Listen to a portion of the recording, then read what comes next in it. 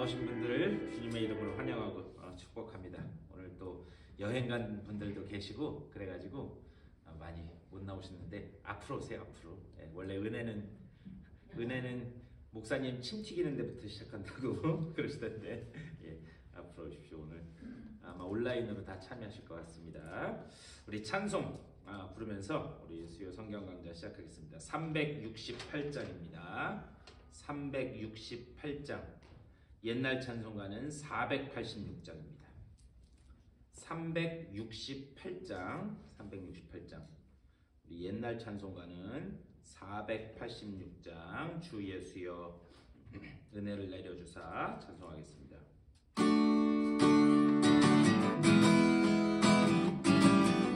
주 예수여 은혜를 내려주사 주 예수여 은혜를 내려주사 곧 충만케 하옵소서. 이 주님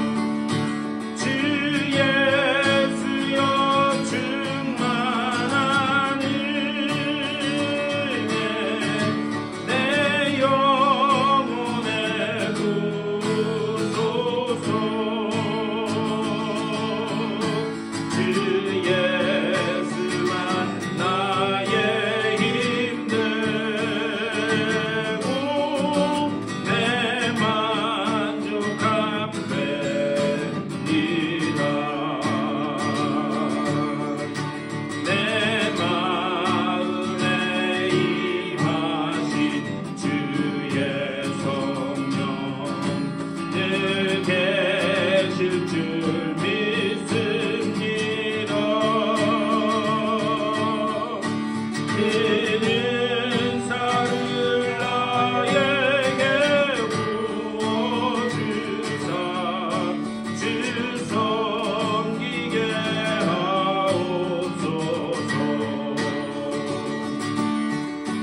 주 예수여 충만한 은혜 내 영혼에 부소서. 주 예수만 나의 힘 되고 내 만족함 되리라.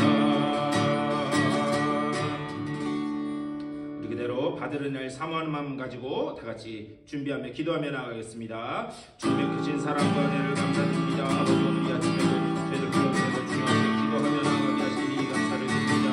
아버지 오늘 이 아침에 주님을 온전히 만나고 돌아가는 귀한 아침이 될 수 있도록 인도하여 주시옵소서.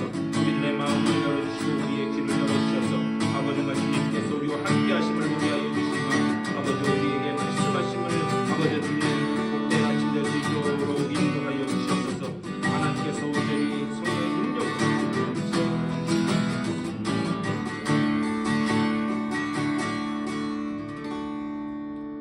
주님의 은혜를 감사드립니다. 오늘 이 아침에도 또 주의 전으로 불러주시고 또 말씀을 사모하는 마음 가지고 이 자리에 나와 주님을 찬양하게 하시니 감사를 드립니다.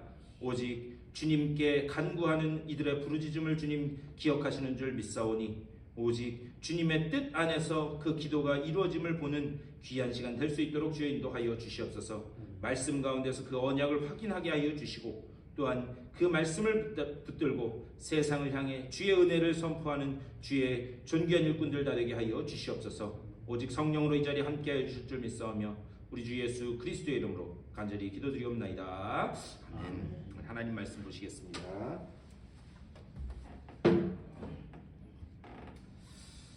우리 오늘 요한계시록 6장 12절 말씀부터 보시겠습니다. 요한계시록 6장 12절 말씀부터 요한계시록 6장 12절 말씀부터 보시겠습니다.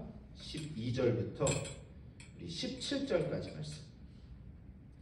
12절부터 17절까지 한 절씩 교독하시겠습니다. 내가 보니 여섯째 인을 떼실 때에 큰 지진이 나며 해가 검은 털로 짠 상복같이 검어지고 달은 온통 피같이 되며 하늘의 별들이 무화과 나무가 대풍에 흔들려 설익은 열매가 떨어지는 것 같이 땅에 떨어지며 하늘은 두루마리가 말리는 것 같이 떠나가고 각 산과 섬이 제자리에서 옮겨지매 땅의 임금들과 왕족들과 장군들과 부자들과 강한 자들과 모든 종과 자유인이 불과 산들의 바위 틈에 숨어 산들과 바위에게 말하되 우리 위에 떨어져 보좌에 앉으신 이의 얼굴에서와 그 어린 양의 진노에서 우리를 가리라. 그들의 진노에 큰 날이 이르렀으니 누가 능히 서리요 하더라. 우리 8장 그 뒤로 넘어가서 8장 1절부터 우리 5절까지 말씀 또 한번 보겠습니다. 8장 1절에서 5절 이것도 교독하시겠습니다.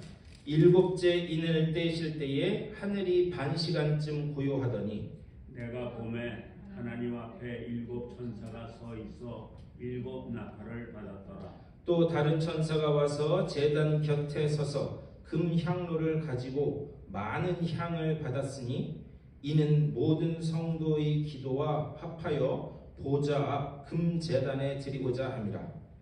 당연히 성도의 기도와 함께 천사의 손으로부터 하나님 앞으로 올라가는지라. 우리 5절 다 같이 읽겠습니다. 천사가 향로를 가지고 제단에 불을 담아다가 땅에 쏟음에 우레와 음성과 번개와 지진이 나더라. 아멘. 이 말씀 가지고 또 말씀 나누도록 하겠습니다. 오늘 뭐 여행 가신 분들 꽤 계세요. 네, 그래서 많이 못 나오셨는데 그래도 괜찮습니다. 온라인으로도 또 참여하시고 하니까 오늘 또 특별한 은혜로 채워주실 줄 믿습니다. 우리 이제 6번째 인이 떼어질 때 하고 7번째 인이 떼어질 때를 이제 말씀을 볼 거예요. 자, 그런데 첫 번째 인이 떼어질 때에 흰말 탄 사람이 나타났다 이렇게 말씀드렸어요. 흰말은 적그리스도, 사람들을 미혹하고 유혹해서 떨어뜨리는 사람이 그 적그리스도가 첫 번째 인을 뗄 때에 나타난다 말씀드렸어요. 자, 두 번째 인을 뗄 때에는 붉은 말을 탄 자가 붉은 말을 탄 자가 나타났다 말씀드렸어요. 붉은 말은 뭘 상징하느냐? 이것은 분쟁, 화평이 다 제하여짐으로 인해서 분쟁이 일어날 것이다. 두 번째 인이 떼어질 때에. 자, 세 번째 인이 떼어질 때에는 검정말을 탄 자가 나타날 것이다. 그렇게 말씀드렸어요. 이거는 처처에 기근이 일어나는, 그래서 기근이 일어나는 그 세 번째 인이 떼어질 때에 나타날 것이다. 기근이 일어날 것이다. 그리고 네 번째 인이 떼어질 때에 무슨 말이 나타나요? 청황색 말. 그래서 이 청황색이 뭐냐? 청황색이라고 하는 것은 이것은 예를 들면 눈탱이를 한 대 팍 맞으면 여기가 멍이 들죠? 그 멍이 든 그런 색깔. 이건 뭘 상징하느냐? 죽음과 그리고 사망. 사망과 죽음을 상징하는 것이 바로 이 청황색 말이다. 그러니까 첫 번째, 두 번째, 세 번째, 네 번째 인이 떼어질 때마다 이런 말탄 자들이 계속해서 나온다는 거예요. 근데 중요한 것은 뭐냐? 흰 말을 탄 적그리스도도 그렇고 붉은 말을 탄 분쟁과 이런 이 화평이 깨지는 그런 일도 그렇고 처처에 기근이 일어나는 것도 그렇고 사망과 죽음이 일어나는 것은 이거는 종말의 때에만 나타나는 그러니까 마지막 때에만 나타나는 일이에요. 아니라는 거죠. 이미 우리는 역사를 통해서 이런 일들은 계속해서 있어 왔다는 거죠. 그러니까는 이게 인이 떼어질 때마다 무슨 이건 마지막 때다. 그렇게 해서 이단들이 이걸 가지고 사람들을 막 협박한다 그랬잖아요. 그게 아니라는 거죠. 이런 말들이 인이 떼어질 때마다 이런 일들이 벌어지는데 이미 종말을 살고 있는 우리들에게는 얼마든지 일어날 수 있다는 거예요. 중요한 건 이런 것들을 왜 계속해서 보여주시느냐? 이것을 통해서 깨어있어라. 우리가 깨어있어서 하나님을 향해서 우리가 바로 서는 것, 그것을 위해서 그런 사인들로 계속해서 보여주신다라는 것을 말씀드렸어요. 자, 그리고 난 다음에 이제 오늘 6번째 인을 떼는데, 6번째 인을 뗄 때에, 자, 12절 말씀 제가 다시 한번 읽을게요. 내가 보니 6째 인을 떼실 때에 큰 지진이 나며 해가 검은 털로 짠 상복같이 검어지고 달은 온통 피같이 되며 이렇게 말씀해요. 좀 6번째 인을 뗄 때에 무시무시한 일들이 벌어지죠? 해가 어떻대요? 해가 꼭 검은 상복같이 된대요. 그리고 달은 어떤 달? 붉은 달. 여러분 붉은 달 보신 적 있으세요? 종종 뜨던데 여기. 저녁 때 이렇게 보면 한 7시, 8시 됐을 때 저희 동네에서 이렇게 보면은 달이 이렇게 쫙 떠오르는데 처음에는 빨간 달이 이렇게 쫙 떠오르더라고요. 유난히 붉은 날이 있어요. 그렇게 한다면 그게 점점 올라갈수록 원래 우리가 아는 그 달 색깔로 이렇게 바뀌더라고요. 그런데 여러분 이거를 이미지로 이렇게 딱 상상해 보세요. 해는 검은색 상복같이 되고 막 붉은 달이 떠오르고 이런 걸 가지고 6번째 인이 뗄 때에 이런 일이 벌어진다. 그러니 빨리 우리 교회로 와라. 이렇게 하면 그게 이단이 되는 거예요. 그러니까 우리가 말씀을 잘 읽어야 된다는 거예요. 자, 그런데 6번째 인이 떼어질 때 그런 일이 벌어지는데 13절 말씀, 13절 하늘의 별들이 무화과 나무가 대풍에 흔들려 설익은 열매가 떨어지는 것 같이 땅에 떨어지며 하늘에 별이 막 떨어진대요. 그래서 큰 대풍, 큰 바람이 불어서 막 떨어지듯이 별이 떨어진다는 거예요. 14절 뭐라 그러느냐? 하늘은 두루마리가 말리는 것 같이 떠나가고 각 산과 섬이 제자리에서 옮겨지며 산과 섬이 막 옮겨지는 그런 일들이 벌어진다는 거예요. 그렇다면 도대체 이게 뭘 말씀하는 거냐? 여기 지금 13절부터 말씀을 이렇게 보면은요. 13절, 14절 말씀을 보면 여기 계속해서 동사들만 봤으면 좋겠어요. 13절에서 설익은 열매처럼 어떻게 한다? 떨어진다. 떨어진다. 또 그 뒤에 14절에서 뭐라 그러죠? 하늘은 두루마리 말리듯 어떻게 한대요? 떠나간대요. 떠나간대요. 그리고 또 뭐라 그러죠? 거기 쌍과 산이 옮겨진다. 예. 자, 이 동사들만 이렇게 보면 이건 뭘 상징하는 거냐? 영원히 견고하게 서 있는 것이 아무것도 없다는 거예요. 그렇죠? 이게 별이 떨어지는 거예요. 견고하게 하늘에 떠 있어야 되는데. 그리고 떠내려간대요. 떠내려간대요. 또 산이 견고하게 섬이 있어야 되는데 그게 떠내려간대요. 그러니까 이거는 뭘 상징해서 하는 거냐면 이 땅에 영원한 것은 하나도 없다라는 것을 이렇게 상징적으로 이렇게 이 동사들을 통해서 보여주는 거예요. 이 땅에 영원히 그 자리를 지키고 있는 것은 아무것도 없다. 언제? 여섯째 인이 떼어질 때에. 그러니까요, 이것들을 통해서 하시는 말씀 뭐냐? 이 땅에 영원할 것 같은데 영원한 게 있다 없다?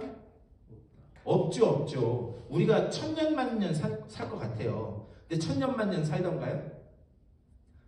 돈도 마찬가지예요. 어떤 분이 그러는데 돌고 돌고 돌아서 돈이래요. 예. 그러니까는 이 땅에 건강도 자랑할 것도 없고 이 땅에 영원한 것은 없다는 거예요. 그렇다면 이 땅에 영원한 것은 어디 있는가? 여러분 뒤로 넘겨서 요한계시록 21장 한번 보세요. 뒤로 넘겨서 21장. 이 땅에 영원한 것이 뭐가 있느냐? 21장 우리 1절 말씀. 자, 맨 뒤로 넘기셔서 22장이 제일 끝이고, 자, 1절에서 이렇게 말씀합니다. 또 내가 새 하늘과 새 땅을 보니 처음 하늘과 처음 땅이 없어졌고, 자, 원래 창조되었던 하늘과 땅이 어떻게 된다고? 없어진대요. 없어지고 새로운 하늘과 새로운 땅이 이 땅에 다시 임한다는 거예요. 그러면서 또 거기도 뭐라 그러냐? 바다도 다시 있지 않다. 처음에 창조되었던 바다도 없대요. 그래서 2절에서 뭐라 그러냐? 또 내가 보매 거룩한 성 새 예루살렘이 하나님께로부터 하늘에서 내려오니 그 준비한 것이 신부가 남편을 위하여 단장한 것 같더라. 자, 3절 다 같이 시작. 내가 들으니 보좌에서 큰 음성이 나서 이르되 보라 하나님의 장막이 사람들과 함께 있음에 하나님이 그들과 함께 계시리니 그들은 하나님의 백성이 되고 하나님은 친히 그들과 함께 계셔서. 예, 아멘, 아멘. 자, 영원한 것은 뭐만 있대요? 하나님의 장막. 하나님의 장막이 영원히 남는데요. 그리고 또 그 다음에 남는 게 뭐가 있대요? 하나님이 그들과 함께 계시리니 하나님의 장막이 사람들과 함께 있음에 하나님이 그들과 함께 계시리니 그들은 하나님의 백성이 되고 하나님은 친히 그들과 함께 계셔서 하나님의 장막과 하나님의 백성들만이 영원히 남는다는 거예요. 그러니까 이 세상 모든 것이 다 떨어지고 떠나가고 옮겨진다고 할지라도 오직 하나님의 장막과 그리고 또 하나님의 백성은 영원히 남는다는 거예요. 이것을 요즘에 그 신천지에서 뭐라 그러느냐? 그래서 그 사람들이 장막 성전 이렇게 얘기하는 거예요. 왜? 하나님의 장막은 영원히 남는다 그러는데 그 장막이 자기들이라는 거예요. 자기들 이 모임체가 장막이라는 거예요. 그래서 그 사람들 보면 무슨 장막 성전 뭐 이렇게 이름을 갖다 붙여요. 이건 하나님의 장막이라고 하는 것은 뭘 상징하는 거냐면 하나님의 임재를 이야기하는 거예요. 누구한테 하나님을 임재하는, 누구에게 하나님이 임재하시는 건가? 당신의 백성들에게. 예. 그러니까 그 장소를 이야기하는 게 아니라 항상 장막, 성막은 뭘 상징했냐면 하나님이 우리 가운데 계신다라는 것을 항상 상징했어요. 우리 이제 출애굽기 지금 새벽마다 하고 있는데 출애굽기 이제 뒤에 가다 보면 이제 성막에 관한 말씀이 계속해서 나옵니다. 그럼 하나님이 왜 성막을 이렇게 지어라 말씀하시면서 그 구체적인 수치 하나하나까지도 자세히 말씀하셨냐면 하나님이 그렇게 세밀하게 우리 가운데 거하기를 원하신다는 거예요.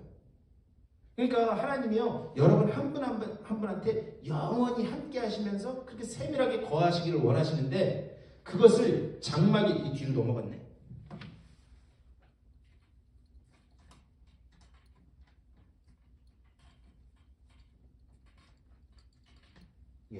이것을 하나님의 장막이라는 말로 하나님의 백성 가운데 임재하신다는 것을 말씀하고 있는 거예요. 그러니까 이 땅에 영원한 것은 무엇이냐? 하나님이 우리 가운데 거하셔서 우리와 구원받은 백성들과 영원히 함께 하실 그것만 영원하지 이 땅에 영원한 것은 없다는 거예요. 그러니까 우리에게 영원한 구원이 주어졌음을 이렇게 지금 말씀하는 거예요. 자, 그런데 여기 지금까지 첫 번째 인을 떼면서부터 지금 이 여섯 번째 인을 떼기까지 아주 엄청난 재난들이 계속해서 나타났습니다.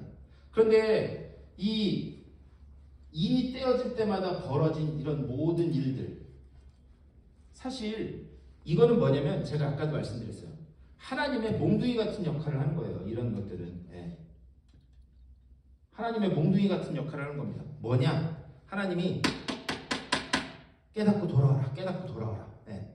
그래서 이러한 일들을 계속해서 우리 가운데 보여주심으로 인해서 너희가 깨닫고 돌아와야 될 품은 어딘가? 하나님밖에 없다라고 하는 것을 이런 사인들로 계속해서 보여주신다라고 하는 사실이에요. 그런데 하나님이요, 우리를 향해서 몽둥이를 드시는데 제가 몇 번 말씀드렸습니다. 하나님이 우리에게 몽둥이를 드시는 이유는 뭐냐? 그거 맞고 죽어라. 그런 마음이 아니라는 거예요. 하나님이 이런 것들을 일들을 통해서 우리를 깨닫게 하신 것은 돌아와라. 그래서 여러분 예레미야서 한번 펴보실래요? 여러분 잘 아시는 말씀인데 여기 표시해 놓으시고 예레미야서 29장 구약성경인데요. 구약성경 예레미야 29장 제가 가진 성경책에 1096쪽에 있어요. 1096쪽 29장 1096쪽 제가 가진 성경책 구약성경 1096페이지 29장 11절 예레미야 29장 11절 제가 가진 성경책 구약성경 1096쪽이에요. 29장 11절 1096쪽 천천히 찾으세요. 여러분이 아주 잘 아시는 말씀이에요. 29장 11절 우리 찾으셨으면 우리 29장 11절 1096쪽 우리 다 같이 11절만 읽겠습니다. 시작. 여호와의 말씀이니라 너희를 향한 나의 생각을 내가 아나니 평안이요 재앙이 아니니라 너희에게 미래와 희망을 주는 것이니라. 아멘.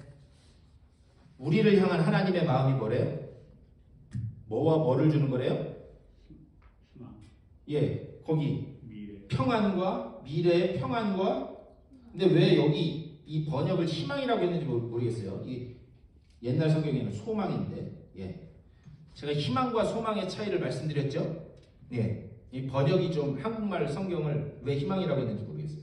이 희망은 거의 안 일어날 일들을 바라게 드무는 게 희망이에요.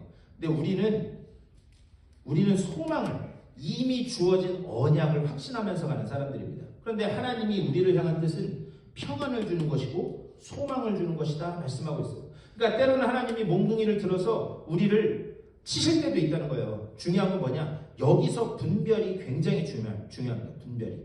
왜 분별이 중요하냐? 이것이 하나님이 지금 왜 이런 일들이 내게 일어나게 하시는가 이것을 잘 분별해야 되는데 히브리서 12장 8절 말씀 보면은요. 우리 작년 말에 히브리서 새벽에 묵상했는데 거기에서 뭐라고 말씀하냐면 주일날 설교도 한번 말씀드렸는데 하나님이 사랑하시는 자마다 징계하신대요. 하나님이 사랑하시는 자마다 징계하는데 징계가 없는 자녀는 사생자래요. 여러분 사생자가 뭐예요? 부모님 돌아가시고 어머니 아버지 돌아가시고 태어난 게 사생자잖아요. 네. 그러면 왜 사랑하시는 자마다 징계를 하는데 징계가 없는 사람은 사생자요 아들이 아니다. 왜 이렇게 말씀하시느냐? 우리는 이 징계라는 말 때문에 그래요. 징계. 그런데 이 징계라는 말에 원래 헬러 이 단어는 파이데이안이라고 하는 말인데 그것을 왜 징계로 번역했는지 모르겠는데 이 파이데이안이라는 말은 뭐냐면 자녀를 만들어 간다라는 말이에요. 네. 자녀를 만들어 간다라는 뜻이에요. 뭐냐? 하나님이 사랑하는 자마다 어떻게 한대요? 자녀를 만들어 간대요. 자녀를 만들어 가면서 하나님의 그 하늘 유업을 이을 자로 만들어 가신다는 거예요. 여러분 한번 가만히 생각해 보세요. 여러분 자녀가 있는데 자녀가 자꾸 잘못된 길로 가고 말을 안 들어. 그럼 여러분 어떻게 하겠어요? 그냥 끝까지 타이르기만 하시겠어요? 어떨 때는 좀 혼을 내서라도 아이가 바른 길로 돌아오도록 우리가 할 거 아니에요?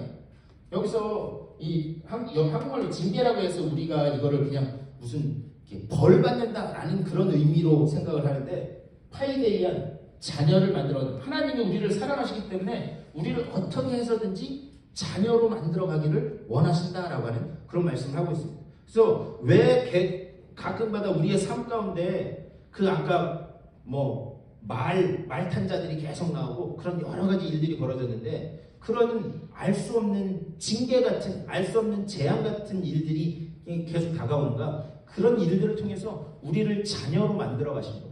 자녀로 만들어 가시면서 그러면서 우리가 누구 품을 떠나지 않도록 아버지 품을 떠나지 않도록 하나님 품을 떠나지 않도록 계속해서 그 자녀로 만들어 가시는 것이다 라는 것을 볼 수가 있습니다.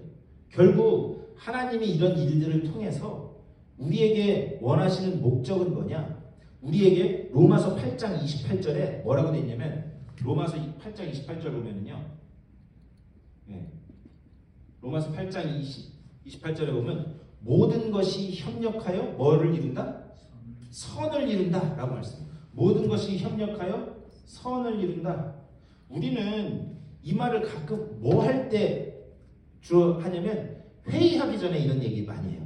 의견이 다 틀리니까 잘 하나님의 선을 이루어가도록 같이 협력해 봅시다. 이렇게 우리가 많이 이걸 사용한다고요. 그런데 협력하여 선을 이룬다라고 하는 말은 뭐냐면 이 선은 계획을 이야기합니다. 계획. 그러니까요 우리가 모여서 우리가 모여서 머리 짜내고 뭐하고 해도 결국에 누구의 뜻만 이루어진다는 거예요? 하나님 뜻만 이루어진다는 거야. 하나님 뜻. 아무리 우리가 우리 생각에 좋은 계획이라고 해서 좋은 뜻이라고 해서 이거를 모든 것들을 다 짠다고 해도 결국 그 가운데서는 하나님의 뜻만 이루어질 것이다 라는 것을 그렇게 말씀하는 겁니다.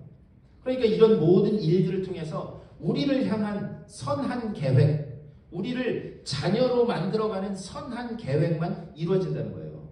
그래서 때로는 마음 아파도 여러분 자녀를 때리면 맞는 자녀가 마음이 더 아프겠어요? 때리는 부모 마음이 더 아프겠어요? 때리는 말하면 그걸 물어보나 마나죠. 정상적인 부모라면 때리는 부모의 마음이 더 아픈 거죠. 그런 일들을 통해서 하나님의 계획이 우리 가운데 이루어지도록 계속 우리를 이끌어 가신다라고 하는 사실입니다. 근데 문제는 뭐냐? 우리는요 일평생 동안 두 개가 부딪히게 되어 있어요. 뭐가 부딪히게 되어 있느냐? 하나님의 계획과 내 계획이 부딪히게 되어 있습니다. 여러분 한번 지난날 삶을 한번 생각해 보세요. 여러분 때로는 갈등도 일어나고 여러 가지 슬픈 일도 겪어가는데 그건 뭐냐면 결국에는 하나님의 계획과 내 계획이 안에서 계속해서 부딪혀서 일어나는 일들이 태반입니다. 그러니까 우리가요 자녀가 되어간다라고 하는 말은 뭐냐면 자녀가 되었다라고 하는 말은 특별히 이 성경적인 하나님의 말씀의 개념으로 하면은 우리의 뜻을 하나님의 뜻에 계속 일치시켜 나가는 거예요. 우리의 뜻을 하나님의 뜻에 일치시켜 나가는 거예요. 자 그렇다면 이게 쉽겠어요? 어렵겠어요? 갈등 없으세요? 어렵지요. 네, 물어보나 말하죠. 왜? 우리는 우리 속에 하나님의 형상대로 우리를 지으셨을 때에 하나님의 그 선한 계획도 있지만 또 우리들이 판단할 수 있는 자유로운 의지도 주셨어요. 그러니까 인간은 다 자기 하고 싶은 대로 하고 살아요. 그렇기 때문에 나 하고 싶은 대로 살고 싶은데 계속해서 하나님은 야 그게 아니라 내 계획은 이거다. 그러니까 둘이 계속해서 부닥칠 수밖에 없습니다. 그렇다면 이 내 계획을 하나님의 계획에 일치시키는 이 작업이 며칠이나 걸리겠어요? 평생이죠. 그렇죠. 평생 걸리죠. 이거는 평생 그러니까 우리가 주님 앞에 갈 때까지 이거는 우리 속에서 일어날 수밖에 없는 갈등입니다. 그러니까요, 이게 그걸 인정해야 돼요. 우선은 그렇지. 내 속에 내 의지와 나를 향한 하나님의 의지는 충돌할 수밖에 없다. 하지만 우리가 한 번 넘어졌어도 같은 자리에 넘어지지 않도록 늘 깨어서 하나님의 임재를 구하고 그리고 하나님이 성령을 통해서 바른 길로 인도해 달라고. 우리의 기도 제목, 일평생 기도 제목은 그거밖에 없는 거예요. 우리 일평생 기도 제목은 뭐냐? 하나님, 내 뜻은 죽어지고 누구 뜻만 드러나게 해달라고요? 하나님 뜻만 드러나게 하여 주시옵소서. 우리 일평생 기도는 그것밖에 될 수 없다라는 사실이에요. 그래서 하나님의 계획과 그래서 아주 중요한 사실이 하나 있는데요. 이게 한번 써야겠다. 하나님의 계획과 내 계획이 정확하게 일치되는 것을 성경에서 뭐라고 표현하는지 아세요? 그거를 이제 성화는 우선 성경에 안 나와 있는 성경에 있는 단어로 말씀드리면 그걸 형통이라고 해요. 여러분 형통, 만사 형통이라고 하면 이거를 어떤 느낌으로 받아들이세요? 형통. 내가 원하는 대로. 그렇죠. 다 술술 풀리는 거. 쉽게 말하면 술술 풀리는 거를 형통이라고 생각해요. 그래서 진짜 잘 풀리는 사람은 앞으로 넘어져도 $100짜리 떨어져 있는 대로 자빠지고 뭐 이런 것처럼 술술 내 뜻대로 잘 풀리는 걸 우리는 형통이라고 생각합니다. 근데 형통이라고 하는 말 짤라흐라고 하는데요. 히브리어로. 이건 모르셔도 됩니다. 짤라흐라고 그러는데 이 짤라흐라고 하는 말은 뭐냐면은 하나님의 계획과 내 계획이 일치하는 것. 그걸 형통이라고 이야기하는 거예요. 자, 예를 들면 요셉이 억울한 일을 하여튼 요셉만큼 억울한 일을 많이 당한 사람 없습니다. 처음에는 꿈을 꿔가지고 형들의 볕단이 내 볕단한테 절합디다 그렇게 이야기해요. 그리고 유별나게 아버지의 사랑을 많이 받아요. 그래서 다른 형들로부터 시기를 많이 받습니다. 그런데 아버지로부터 유일하게 이렇게 사랑받은 것은 요셉 잘못이에요? 야곱 잘못이에요? 그렇죠. 그건 야곱 잘못이지. 아버지가 좀 적당하게 눈치껏 해야지. 대놓고 그리 편애하니까 절에도 제가 만약에 다른 11명 중에 하나였으면 절에도 싫어했을 것 같아요. 그거는 야곱 잘못이에요. 그런데 문제는 뭐냐? 그것은 요셉이 그걸 해달라고 요청한 적도 없어요. 그래서 그것 때문에 시기를 받습니다. 그래서 어떻게 해요? 형들한테 처음에는 죽이려고 했죠. 구덩이를 파가지고. 그래서 죽이려고 하다가 그렇게 하면 안 된다. 그래서 유다가 그 구덩이에서 건져내고 어떻게 해요? 애굽의 노예로 팔아. 애굽의 노예로 팔려갔는데 거기에서 그래도 이 요셉이 대단한 건 어딜 가든지 성실했던 것 같아요. 거기 가서 아주 성실하게 했습니다. 그래서 애굽 시위대장인, 그러니까 왕궁 수비대장인 거예요. 그러니까 왕의 최측근인 그 보디발 거기 가서도 열심히 했어요. 그랬더니 용모가 준수하고 잘생겨서 보디발 아내한테 유혹을 받습니다. 그것도 잘생긴 게 자기 죄예요? 하나님 탓이에요?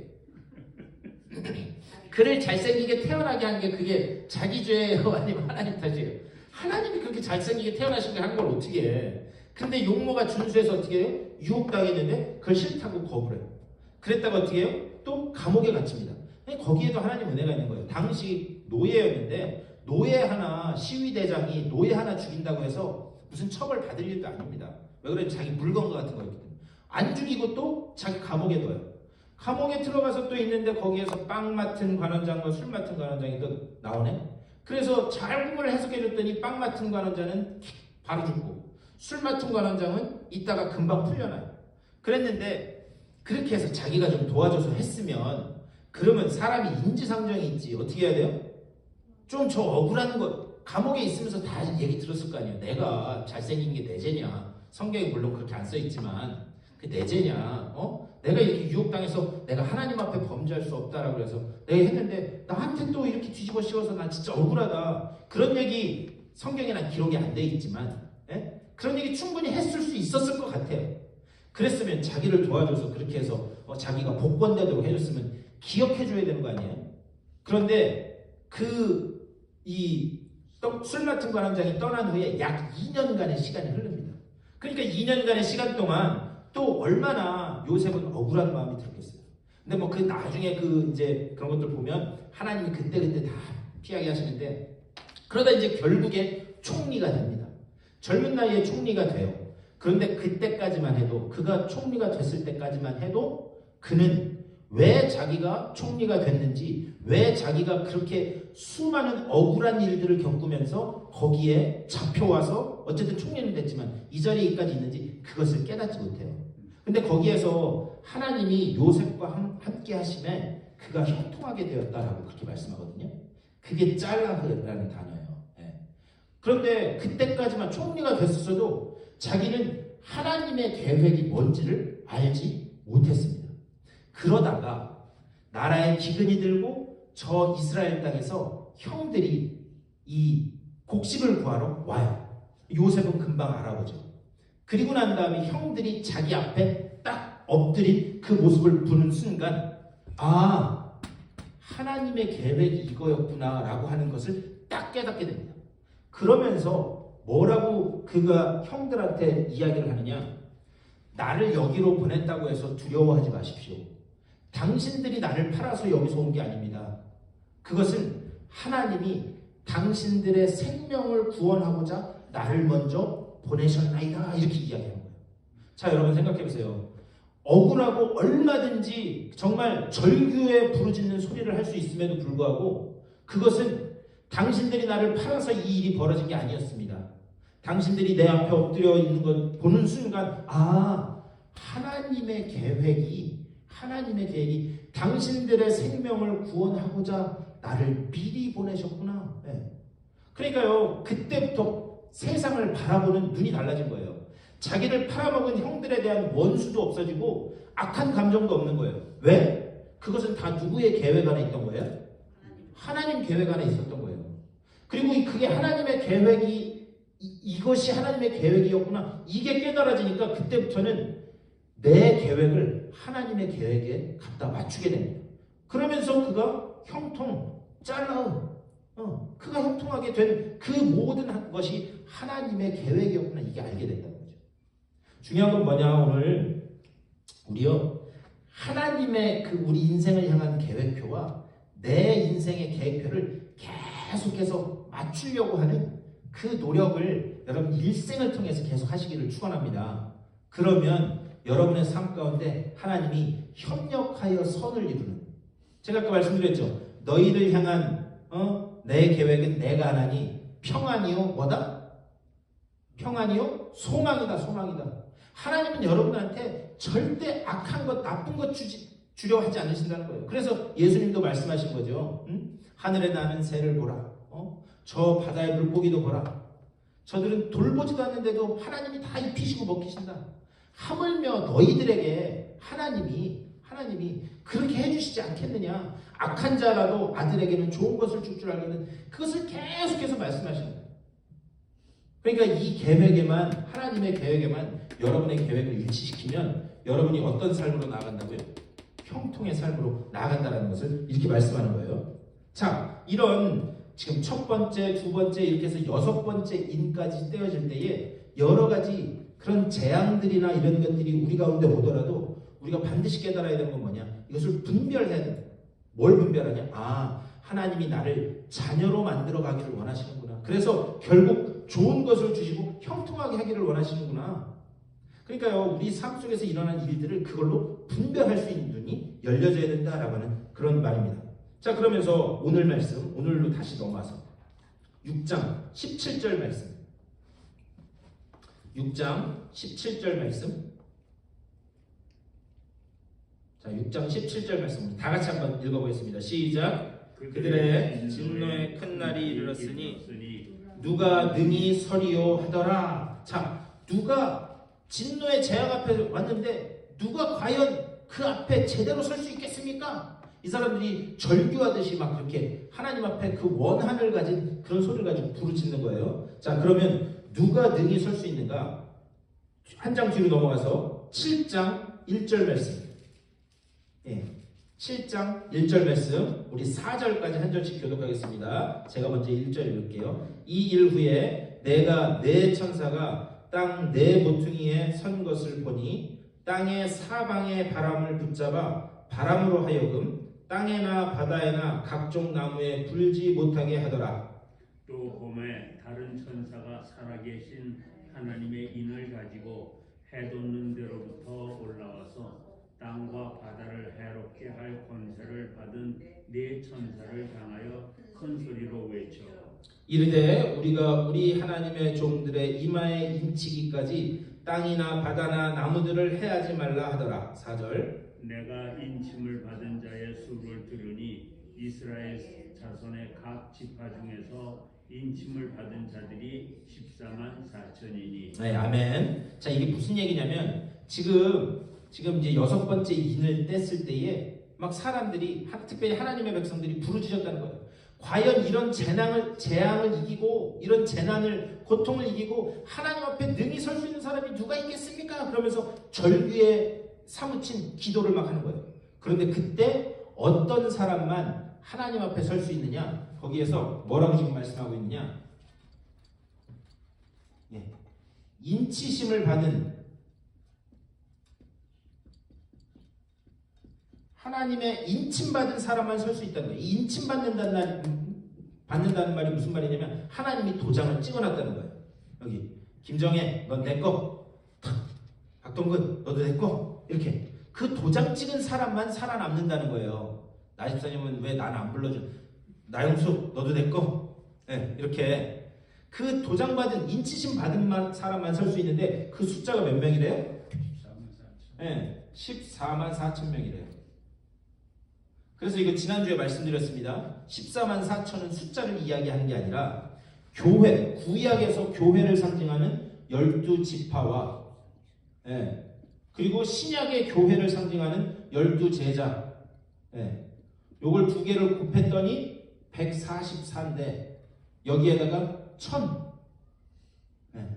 1000을 곱해서 14만 4천이 됐다 그랬어요. 이 1000이라고 하는 것은 무슨 어떤 숫자를 이야기하는 게 아니라 여러분 옛날에 요즘은 그런 거 잘 안 하는데 예전에 부자인 사람들을 뭐라고 부르셨어요?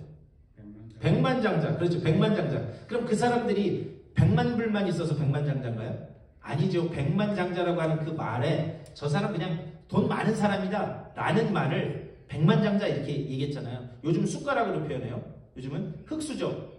흙수저는 아무것도 없는 사람이고 은수저는 그래도 조금 집안채, 서울에 집안채라도 있는 사람이고 금수저는 뭐 아버지가 기업체 사장이고 다이아몬드 수저도 나왔어요. 다이아몬드 수저가 누군지 아세요? 트럼프 아들. 태어났더니 아버지가 미국 대통령이야. 뭐 이런 식으로 수저로 표현하는데 여기 그 백만장자의 백만이 이게 실제적인 금액을 이야기하는 거 아니잖아요. 많다는.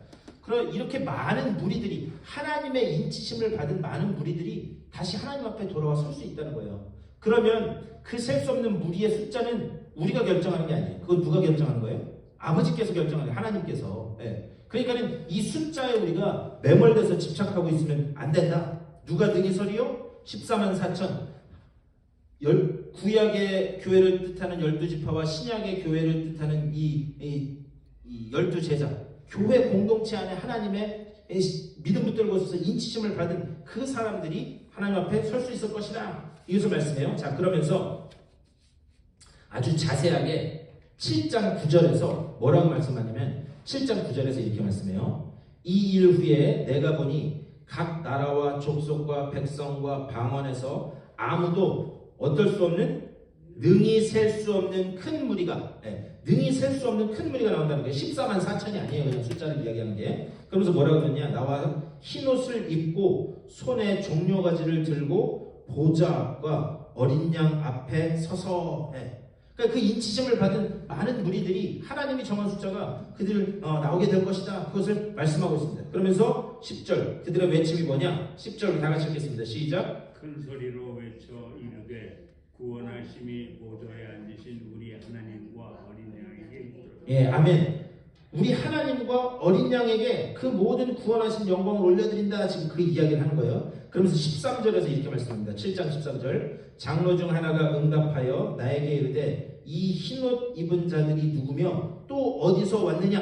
우리 14절 다 같이 시작. 내가 말하기를 내 주여 당신이 아시나이다 하니 그가 나에게 이르되 이는 큰 환난에서 나오는 자들인데 어린 양의 피에 그 옷을 씻어 희게 하였느니라. 아멘. 자, 큰 재앙에서 이겨서 나온 사람들이라는 거예요. 자, 큰 환난에서 이겨서 나온 자들인데 이 사람들이 흰 옷을 입게 된 원인을 무엇라고 이야기하는가? 14절 뒷부분에 어린 양의 피에 그 옷을 씻어 희게 하였느니라.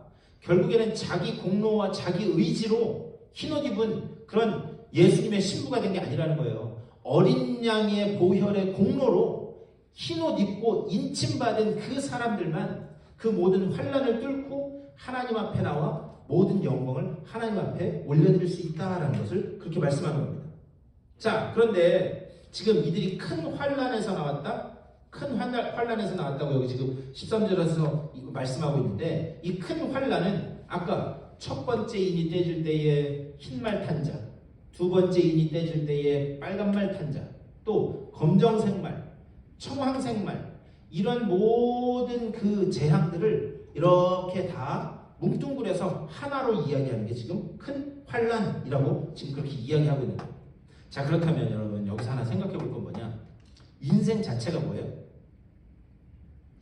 인생 자체가 고난이에요. 네. 여러분 지금까지 살아오신 거 이렇게 되돌아보면요 좋은 일이 많았을 것 같아요? 어려운 일이 많았을 것 같아요? 어려운 일이 훨씬 많아요. 사실 솔직하게 이렇게 따져보면 어려운 일이 훨씬 많아요. 인생이라는 게 원래 고난의 연속일 수밖에 없습니다.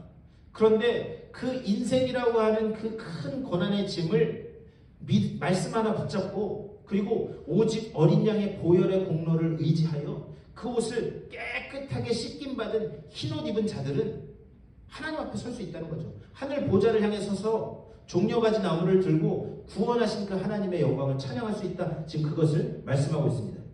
그래서 여기서 지금 6번째 인을 띌 때에 거기서 나타나는 이런 여러 가지 현상들을 가지고 말씀하는 게 뭐냐? 이 땅에 영원한 것은 없다는 거예요. 그것이 재앙이 됐든 뭐가 됐든 이 땅에 영원한 것은 없다는 거예요. 오직 이 땅에 영원한 것은 무엇이냐?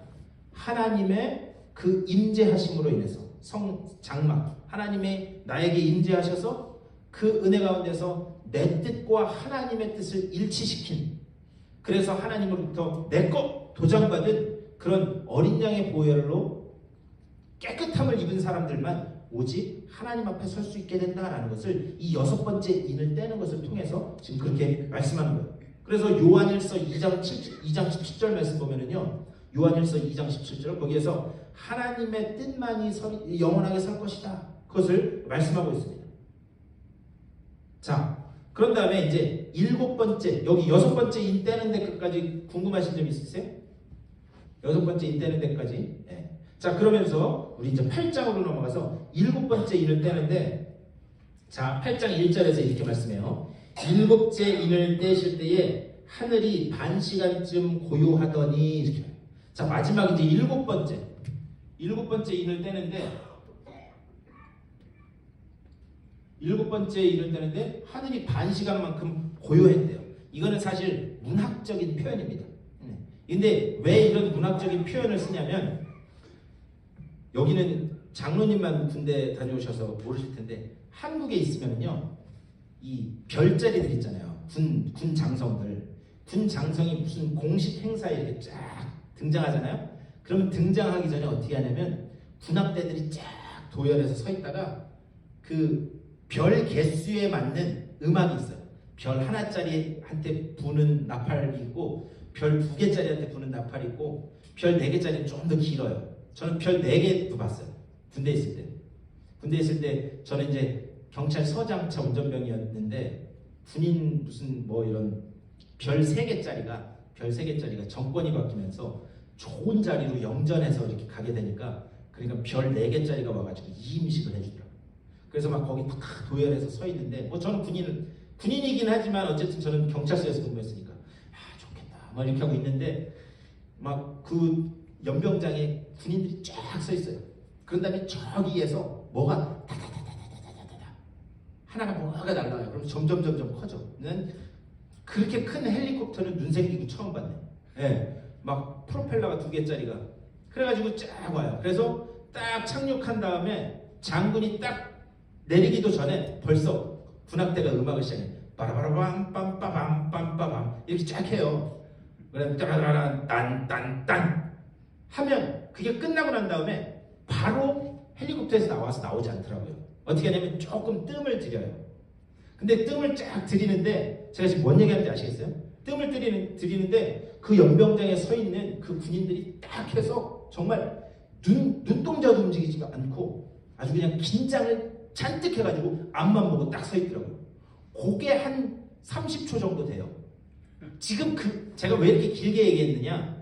하늘이 7째 인을 뗄 때에 하늘이 반 시간쯤 고요하다라는 게 그런 의미인 거예요. 하나님이 이제 7번째 인을 뗄 때에 이제 이 세상에 임재하실 텐데 그 임재하기 전에 그 긴장감과 그 고요함과 어미하심을 지금 문학적으로 이렇게 표현하고 있다고요. 네, 이해가 되시나요? 자, 그런 다음에 2절에서 이렇게 말씀합니다. 내가 봄에 하나님 앞에 7 천사가 있어 7 나팔을 받았더라. 자, 3절 다 같이 읽겠습니다. 시작. 또 다른 천사가 와서 제단 곁에 서서 금향로를 가지고 많은 향을 받았으니 이는 모든 성도의 기도와 합하여 보좌 앞 금제단에 드리고자 하니라. 아멘. 자, 거기에 7번째 인을 뗄 때에 거기 향로가 하나 있었대요. 근데 향로 안에 뭐가 담겨 있었대요? 향로 안에 뭐가 담겨 있었대요? 모든 성도의 기도와 합하여. 이 금향로 안에 있는 것은 모든 성도들의 기도라는 거예요. 그 성도들의 기도가 지금 이 향로 안에 이렇게 담겨져 있습니다. 그렇다면 이 성도들이 이 향로 안에 담겨있는 성도들의 기도는 어떤 기도들인가? 우리 좀 앞으로 넘어가서 5장 8절 한번 찾으세요. 5장 8절.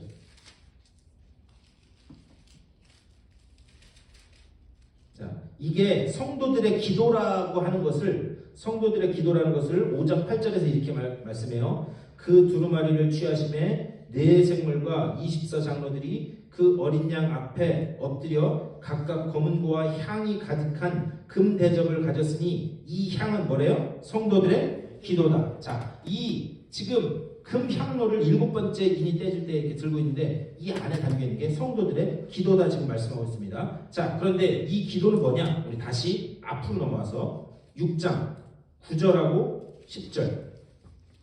6장 9절. 5째 인을 떼실 때에 내가 보니 하나님의 말씀과 그들이 가진 증거로 말미암아 죽임을 당한 영혼들이 제단 아래에 있어. 10절 다 같이 읽겠습니다. 시작. 큰 소리로 불러 이르되 거룩하고 참되신 대주제여 땅에 거하는 자들을 심판하여 우리 피를 갚아주지 아니하시기를 어느 때까지 하시려 하나이까 하니.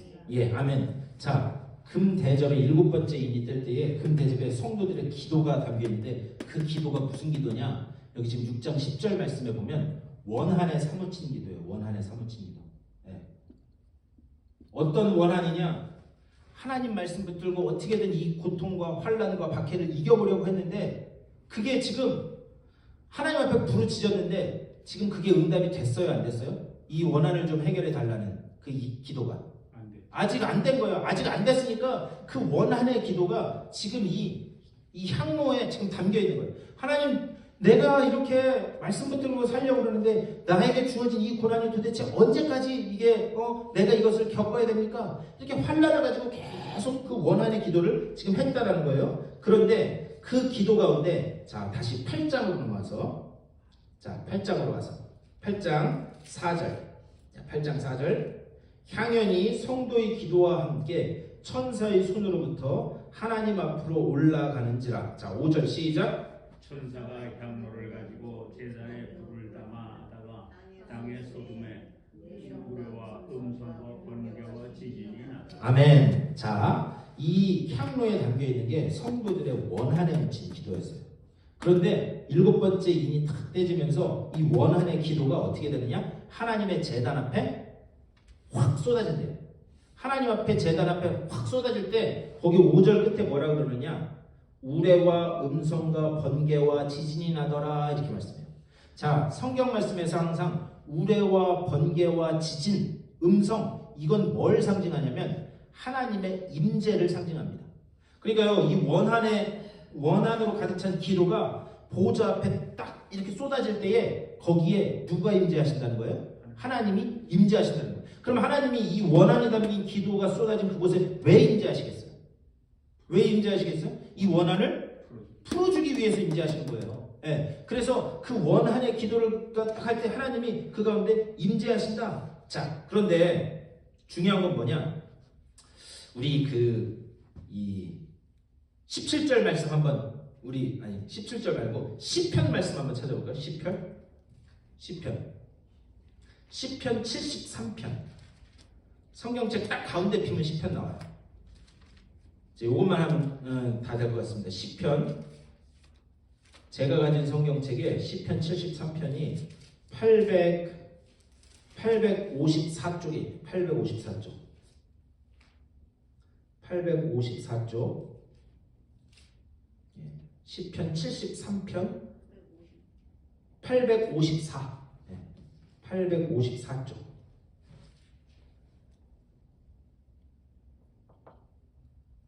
자, 854쪽. 찾으셨죠? 우리 1절부터 제가 할 테니까 이렇게 한 절씩 교독하시죠. 하나님이 참으로 이스라엘 중 마음이 정결한 자에게 선을 행하시나 나는 거의 넘어질 뻔하였고 나의 걸음이 미끄러질 뻔하였으니. 예, 하나님이 정결한 자에게 선을 행하시는데 내가 그것을 보면서 거의 미끄러질 뻔했다는 거예요. 왜 미끄러질 뻔했느냐? 3절에서 이는 내가 악인의 형통함을 보고 오만한 자를 질투하였음이 이로다. 여러분, 우리 그런 경우 많이 보잖아요. 악하게 사는데 더 잘 돼. 그런 경우 보시지 않으셨어요? 아니, 저렇게 악하게 사는데 저 사람은 왜 이렇게 잘 돼? 그걸 보면서 지금 이 시인이 뭐냐면 시인이 그걸 보면서 아니, 정결한 자에게 선을 베푸신다고 하셨는데 악한 자가 형통하게 잘 되는 걸 보면서 내가 거의 넘어질 뻔했다. 그러니까 오늘날 우리 표현을 하면 시험 들었다는 거예요. 왜? 아니, 나는 이렇게 말씀 붙잡고 살려고 하는데 나는 왜 이렇게 안 되고, 그리고 저 사람은 저렇게 악하게 사는데 왜 도대체 저 사람은 저렇게 잘 되는 거야? 그러면서 4절 그들은 죽을 때에도 고통이 없고, 악하게 살았는데 죽을 때 고통도 없대. 그러면서 그 힘이 강건하며 5절 다 같이 시작. 사람들이 당하는 고난이 그들에게는 없고 사람들이 당하는 재앙도 그들에게는 없나니. 예, 그러니까 악한 사람이 일반 사람들이 당하면 재앙도 안 당하는 거예요. 안 당한다는 거예요. 자, 그러면서 13절 말씀. 13절 내가 내 마음을 깨끗하게 하며 내 손을 씻어 무죄하다 한 것이 실로 헛되도다. 이 무슨 말인지 아세요? 야, 신앙 붙들고 믿음 붙들고 살았더니 다 헛것이더라. 지금 이 시편에 참 별의별 얘기가 다 있어요. 악한 사람이 잘 되는 거 보면서 뭐라고 느끼는 거냐면, 아휴, 이럴 줄 알았으면 나도 저렇게 악하게 살 걸. 악착같이 끌어모으고 이렇게 하고 살 걸. 내가 신앙 목적을 산 거 다 헛짓이네. 지금 그렇다는 거예요. 그러면서 14절 말씀 시작. 나는 종일 재난을 당하며 아침마다 징벌을 받았도다. 네, 아멘. 무슨 말이냐? 야, 내가 예수 믿은 게 이게 벌 받은 거네. 이렇게까지 생각하는 사람들이 있다는 거예요, 없다는 거예요? 네, 특별히 이 시편을 기록한 이게 아삽의 시니까 아삽도 그렇게 생각했다는 거예요. 근데 중요한 건 뭐냐? 17절 말씀 시작. 하나님의 성소에 들어갈 때에야 그들의 종말을 내가 깨달았나이다. 아멘. 자, 하나님의 성소에 들어갈 때에야 그들의 종말을 깨닫게 됐대요. 하나님의 성소. 이거는 어떤 장소를 이야기하는 게 아닙니다. 제가 아까도 장막, 성막, 성소 했는데 이건 항상 뭘 상징하는 거냐면 하나님의 임재를 상징하는 단어예요. 그러니까 악한 사람 보면서 잘 되는 거 보고 배 아파하고 아유, 나는 이거 신앙생활 헛했네 이렇게 생각했는데 하나님이 내게 임재하실 때야 그게 저 사람들이 잘 되는 게 아니었구나, 그것을 깨닫는다는 거예요. 그러면서 여기 중요한 이야기를 하는데요. 여기 성소라는 말, 그 성소라는 말이 히브리어로 미크다시라고 해요. 미크다시. 그런데 이 미크다시라는 말에서 카다시라는 말이 나는데 그건 뭐냐? 영광이라는 뜻입니다. 영광. 그러니까 내가 그렇게 악한 자들이 되는 것을 보면서 내가 지금 잘못 가고 있나? 그렇게 생각하고 있었는데 하나님이 성소, 나에게 임재하실 때에 하나님의 그 어미하심과 그 영광을 그때서야 보면서 저 사람들이 저렇게 잘 되는 것 같았지만 그게 잘 된 게 아니었구나. 그러니까 하나님이 임재하시니까 하나님의 영광을 보면서 그것을 깨닫게 된다는 것을 지금 이렇게 이야기하는 거예요. 그러니까 우리가요, 아까도 원한이 사무친 기도, 지금 여러분 이미 이 성도들은 지금 이 원한의 기도를 한 성도들은 살았어요, 죽었어요? 죽었어요. 죽어서도 지금 하나님의 보좌 앞에서 왜 우리의 기도를 안 풀어주십니까? 원한을 가지고 그렇게 기도한다는 거예요. 그런데 그렇게 한 기도가 결국에는 하나님이 영광 중에 임재하실 때에 이 원한 담긴 기도가 하나님의 보좌 앞에 쏟아질 때에 그때서야 하나님이 이들의 원한을 풀어주시며 그러면서 하나님이 그 가운데 영광을 드러내신다는 거예요. 자, 그렇다면 이제 결론적으로 여러분들이 지금 하는 기도가 여러분이 살아계실 때 응답을 꼭 볼 거예요? 볼 수도 있고 못 볼 수도 있는 거예요? 아예 못 보는 거예요? 말이 너무 어렵나? 네? 자, 그렇죠. 내가 질문을 너무 바보같이 못 알아듣게 한 것 같아. 여러분들이 하신 그 기도가 여러분 살아계실 때 응답을 못 볼 수도 있다는 거예요. 그런데 중요한 것은 뭐냐? 여기에서 말하는 중요한 사실은 그 원한에 사무친 기도는 내가 그것의 응답을 지금 살아생전 이 땅에서는 못 볼지라도 그 기도는 응답이 되는 기도예요? 안 되는 기도예요? 기도는 반드시 응답된다는 것을 이렇게 말씀하는 겁니다.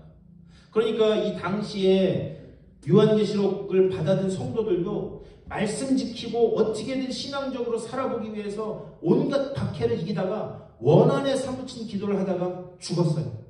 그런데 나중에 주님 앞에 가서도 그 보좌 앞에서 막 부르짖는데 그 기도가 응답이 안 될 줄 알았어요. 그런데 그 응답 가운데 천사가 이 원한의 기도를 하나님의 제단 앞에 쏟아놓을 때에 그 기도가 비로소 응답되는 것을 그때서야 목도하게 된다는 것을 이야기한 겁니다. 결국 이것을 통해서 하나님이 사도 요한에게 이런 환상을 보여주시고 이것을 통해서 당시를 살아가던 이 하나님의 자녀들에게 백성들에게 하신 말씀은 뭐냐? 너희가 지금 원한에 사무친 그 기도한 것 지금 당장 너희가 그것에 그 성취를 못 보는 한이 있을지라도 그 기도는 반드시 응답된다. 그러니까요, 절대 낙심하지 말아라. 마지막으로 제가 이것만 말씀드리고 끝낼 건데 제가 주일날도 한번 설교하면서 이 말씀 드렸어요. 누가복음 18장 말씀 보면 불의한 재판장에 관한 말씀이 나와요. 제가 몇 번 말씀드렸어요. 자, 어떤 과부가 있는데 그 과부가 이 재판장은 하나님도 무서워하지 않고 사람도 무서워하지 않는 그런 사람이었어요. 그런데 이 과부가 날마다 와서 내 한 좀 풀어주십시오. 그렇게 계속해서 요청했다는 거예요. 그랬더니 이 불의한 재판장이 저 여자가 자꾸 오면 날 이렇게 번거롭게 할 것 같으니까 그냥 들어줘야 되겠다. 이렇게 해서 그 여인의 원한을 풀어줬다는 거예요.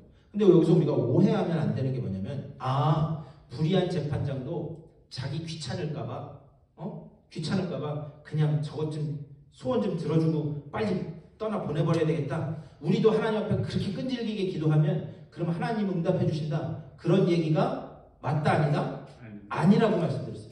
자, 그 과부는 원한을 가진 여자예요. 원한. 그렇다면 이 원한이라는 것은 여러분 한번 생각해 보세요. 원한은 내가 생각할 때 내가 지금 생각했던 게 내가 하려고 했던 게 옳은 거예요? 옳지 않은 거예요? 제가 무슨 말씀인지 제가 이것도 질문을 바보같이 드렸는데 내가 원한을 가지려면 내 생각에는 내가 가지고 있는 생각과 내가 하려고 하는 게 옳다, 옳지 않다? 내 생각에 옳다. 내 생각에는 옳아. 내 생각에는 옳은데 세상 구조가 다른 사람들이 그것이 옳지 않다라고 계속해서 이야기하는 거예요. 내가 그냥 죽었다 깨어나서 일어나도 자다 깨어나 일어나서 생각을 100만 번 해도 그 생각이 옳아요, 안 옳아요? 옳아. 그런데 그게 옳지 않다라고 자꾸 이야기해. 그러니까 그게 한이 생기는 거예요, 원한이. 그래서 나는 옳다라고 생각되는 그거를 가지고 불의한 재판장한테 와가지고 내 이 원한 좀 풀어주십시오, 원한 좀 풀어주십시오 얘기했다는 거예요. 그런데 거기에서 불의한 재판장이 이거 원한 안 풀어주면 저 사람이 계속 와서 나를 번거롭게 할 거다. 이 번거롭게 한다라는 말 때문에 이 오해가 생기는데, 저 사람이 나를 귀찮게 하기 때문에 이거 들어줘야 되겠다 그 얘기가 아닙니다. 번거롭게 하다라는 말의 본래 뜻은 뭐냐면 저 여인의 그 원한이 내가 봐도 정당해 보인다는 거예요. 그 번거롭다라는 말이 이해가 되시나요? 그러니까는 여자가 계속해서 원한을 가지고 오는데 귀찮기는 한데 들어보니까 저 여자의 얘기가 한이 될 만큼 맞는 얘기네, 그렇게 여겨졌다는 거죠. 그래서 그 원한을 사하여 줬다는 거예요. 이건 무슨 얘기를 하냐면 불의한 재판장도 그 여자가 가지고 온 그 정당성이 맞으면 들어주는데, 하물며 하늘에 계신 너희 아버지가 너희들이 그 정당성을 가지고 하는 그 기도를 들어주지 않으신다? 들어주신다라는 것을 주님께서 비유적으로 이렇게 설명하는 거예요. 결국 이 비유의 핵심은 어디 있느냐? 하나님이 정당성을 가지고 기도하면 반드시 들어주기 때문에 18장 1절에서 뭐라고 그러냐? 낙심치 말고 기도할 것을 가르치셨다 이렇게 돼 있어요. 그러니까 여러분들의 기도가 하나님의 계획과 하나님의 뜻과 일치된 기도라면, 그 기도를 가지고 하나님 앞에 부르짖으면 하나님이 반드시 응답해 주시기 때문에 뭐 하지 말아라? 절대 낙심치 말아라. 오늘 이 7번째 인을 떼면서 하시는 말씀의 핵심 포인트가 거기 있는 거예요. 낙심치 않고 지금 너희들에게 잠시 잠깐 임한 그 환난과 박해와 고난을 가지고 너희들이 괴로워하지 말고 낙심치 말고 기도하라. 그 기도는 어떻게 된다? 반드시 응답된다. 응답받는다. 그것을 이렇게 말씀하는 겁니다. 자, 이해 안 되시는 부분 있으세요? 자, 이제 7번째 우리가 이제 여기 이 인을 떼는 것까지 했고, 다음 주부터는 이제 나팔에 대해서 2개씩, 나팔도 2개씩 이렇게 해서 보겠습니다. 결국 뭐냐, 이 요한계시록이라고 하는 책은 제가 누누이 말씀드리지만 마지막 날 무슨 일이 벌어졌다 그것을 말씀하는 게 아니에요. 종말을 사는 우리들이 어떤 믿음을 끝까지 붙들고 이 삶이라고 하는 이 싸움을, 신앙이라고 하는 싸움을 우리가 싸워나갈 것인가, 그것을 말씀하는 가장 현실적인 책이 뭐다? 요한계시록이다. 이것을 말씀하는 겁니다. 이걸 기억하시고 그리고 끝까지 낙심치 말고 기도하시기를 축원합니다. 우리 다 같이 한 목소리로 기도하겠습니다. 우리 이 시간 기도하실 때에 그렇게 기도하셨으면 좋겠어요. 하나님이 우리의 이 기도 반드시 응답하실 줄 믿습니다. 그러니 우리가 말씀을 붙잡고 기도할 때에 낙심하지 말고 실망하지 않고 기도가 반드시 응답되는 것을 믿고 기도할 수 있는 그 믿음을 내게 허락하여 주시옵소서. 우리 다 같이 한 목소리로 기도하겠습니다. 우리 주님의 크신 사랑과 은혜를 감사드립니다. 아버지, 오늘 이 아침에도 나와 주님의 말씀을 나누게 하시니 감사를 드립니다. 아버지여, 우리의 그 기도가 하나님의 뜻과 일치되는 정당성을 가진 기도라면 하나님 반드시 응답하시는 줄 믿습니다. 끝까지 낙심치 않고 기도할 수 있는 그 믿음을 우리들에게 허락하여 주시옵소서. 아버지, 정말 그 믿음 붙잡고 하나님께서 우리들을 인도하실 때에 아버지 정말 그 길에 순종하며 나아가게 하여 주시고 내 뜻과 하나님의 뜻을 일치하는, 그리하여 형통의 길로 나아가는 우리 모두의 삶이 될 수 있도록 하나님 인도하여 주시옵소서. 주님의 크신 사랑과 은혜를 감사드립니다. 오늘 이 아침에도 주의 말씀을 통해서 하나님의 뜻이 어디에 있는가를 조금이나마 깨닫게 하시는 줄 믿고 감사를 드립니다. 주여, 나의 계획을 주님의 계획과 일치시키는 복된 믿음의 소유자들 되게 하여 주시옵소서. 그리하여 우리가 기도할 때에 하나님의 계획이 우리의 삶을 통하여 이루어질 것을 기도하는 복된 믿음의 소유자들 되게 하여 주시고, 우리의 기도가 정당성이 있는 기도가 반드시 응답될 것을 믿고 낙심치 않고 기도하는 복된 믿음의 소유자들 될 수 있도록 또한 인도하여 주시옵소서. 이 믿음을 가지고 세상을 향해 걸어나가는 주님의 사랑하는 자녀들 가운데 우리 구주 예수 그리스도의 크고 놀라우신 은혜와 하나님 아버지의 극진하신 사랑하심과 성령의 감동하시고 교통하시는 은총이 저들의 삶 가운데 걸어가는 그 모든 길 가운데 되어지는 모든 일들 가운데 가정과 자녀들 가운데 이제로부터 영원토록 함께 하시기를 간절히 축원하옵나이다. 아멘.